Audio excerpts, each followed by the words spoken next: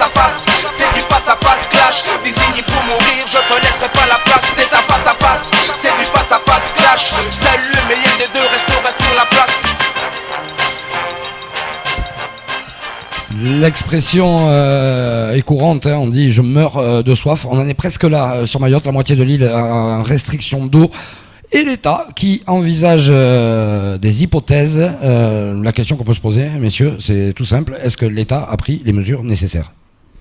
Non, absolument pas. C'est une aberration. C'est encore une fois se moquer de Mayotte. C'est du mépris. C'est vraiment du mépris. N'allez pas trop loin, ça. On envisage de faire venir un tanker parce que des experts ont dit qu'il était impératif. Donc si c'est impératif, on envisage simplement. Alors, ce qui est impératif, c'est bien, mais il faut pas interpréter le communiqué. Ce qui est impératif, c'est de faire venir de l'eau de l'extérieur. Alors, on est d'accord.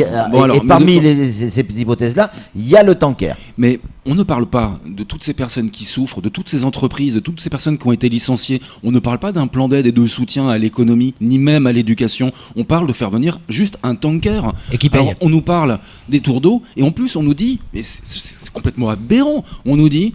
Voilà, la mission régalienne de l'État n'a pas été assumée, mais ça ils ne le disent pas. Mais voilà, c'est la mission de l'État de toute façon, de la continuité des services publics. Donc la distribution de l'eau en est une. Bah oui, d'accord. Bon, le boulot n'a pas été fait. On va faire venir un tanker, mais qui va payer ? Le SIAM, la SMAE, on se demande pourquoi, c'est le fermier de l'eau. Les communes, le département et l'État sera contributeur. Mais j'espère bien qu'il sera contributeur, nom de Dieu. C'est quand même incroyable, l'État devrait faire le chèque immédiatement, faire venir le tanker le plus vite possible et qu'on en sorte ou qu'on trouve des solutions. Ouais. Et là, qui va payer au final ? Si on regarde bien, dans tous les cas, ce sera encore une fois nous. Ouais. Nous. Alors on va déjà payer des fortunes, oui. Dans le sud notamment, parce que les compteurs ne sont pas arrêtés, bien évidemment, et qu'on doit faire couler l'eau pendant une dizaine de minutes pour retrouver un tout petit peu de clarté, et que l'eau n'est pas potable, en plus. Ouais. Moi j'ai des amis qui me disent mais ça va nous coûter une fortune cette histoire, on n'aura pas les moyens de payer. Ouais. On paye on va encore après, payer derrière et on a déjà l'eau et c'est pas moi Samuel, qui le dis, c'est Mohamed Bavi, le président qui dit que nous avons l'eau la plus chère du monde. Ouais. Bah bravo, moi je dis bravo, Erika Baretz. Ok, mais on peut pas non plus dire qu'il ne se passe rien. On réclamait à corps et à cri depuis sur ce plateau et par le biais de votre intermédiaire et notamment au travers du journal France Mayotte qui reprend ce que les gens de la rue, les vrais, hein, ceux qui vivent au quotidien ce genre de difficultés, disent, pensent et veulent.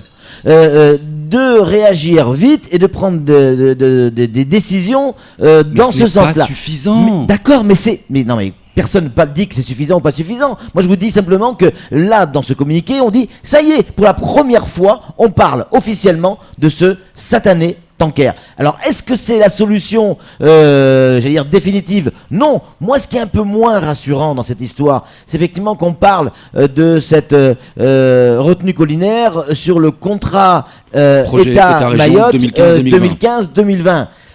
C'est du foutage de gueule. Alors, encore une fois, le plan d'action stratégique de l'État à Mayotte, le PASEM, que j'ai publié en une qui date de 2011, programmé, fléché, la retenue collinaire et l'unité de dessalement, 32 millions d'euros.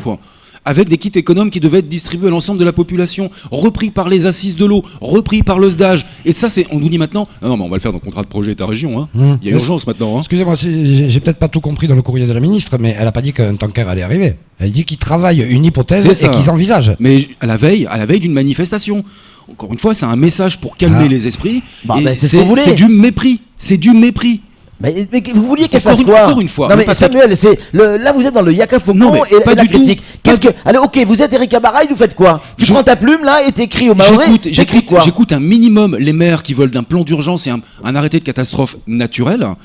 Mais aussi un dédommagement de soutien des communes. Comment font-elles les communes pour les citernes et ainsi de suite, et les entreprises. Mais le dédommagement, est-ce que c'est le plus urgent ? Mais bien sûr, non, il faut continuer le plus urgent, c'est de pouvoir donner à boire et faire en sorte qu'il n'y ait pas de problème sanitaire en urgence. En attendant, il y a des gens qui n'ont pas les moyens d'aller acheter de l'eau. Le plus urgent, c'est de faire venir de l'eau, Samuel. C'est ça. Après, essayez d'avoir des indemnités, des dédommagements sur les raisons économiques de vos entreprises. Bien sûr que vous avez raison. Non, l'urgence, c'est de trouver ce qu'il faut pour faire venir de suite de l'argent. On traite encore dans l'urgence et pas dans l'intelligence. Non, on est d'accord, mais l'urgent aujourd'hui, c'est l'eau. C'est pas l'oseille. C'est pathétique. C'est vraiment du mot. On se fout de nous.